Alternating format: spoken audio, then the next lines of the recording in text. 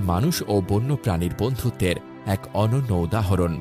তবে 2025 সালের এক বিকেলে স্বাভাবিক রুটিন অনুযায়ী জেসিকা ও কায়রোর শো ছিল। শো শুরু হওয়ার আগে ট্রেনিং সেশনে জেসিকা পানির ট্যাঙ্কে নামেন। প্রথম দিকে সবকিছু স্বাভাবিক থাকলেও কিছুক্ষণের মধ্যেই কায়রোর আচরণ বদলে যায়। সে বারবার ট্যাঙ্কের চারপাশে ঘুরছিল, স্বাভাবিক সিগন্যাল উপেক্ষা করছিল, পানির নিচে লুকিয়ে থাকছিল এবং হঠাৎ উঠে আসছিল। হঠাৎ করেই কায়রো বজ্রগতিতে জেসিকার দিকে ধেয়ে আসে। মুহূর্তের মধ্যে তার বাহু কামড়ে ধরে পানির নিচে টেনে নিয়ে যায়। দর্শকরা প্রথমে ভাবেন এটি হয়তো শোয়ের অংশ, কিন্তু কয়েক সেকেন্ডের মধ্যেই পরিস্থিতি নিয়ন্ত্রণের বাইরে চলে যায়।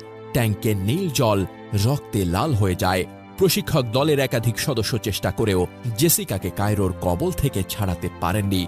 কয়েক মিনিটের মধ্যেই সবকিছু শেষ হয়ে যায়। বিশেষজ্ঞদের মতে অর্কার আক্রমণাত্মক আচরণের পেছনে কয়েকটি সম্ভাব্য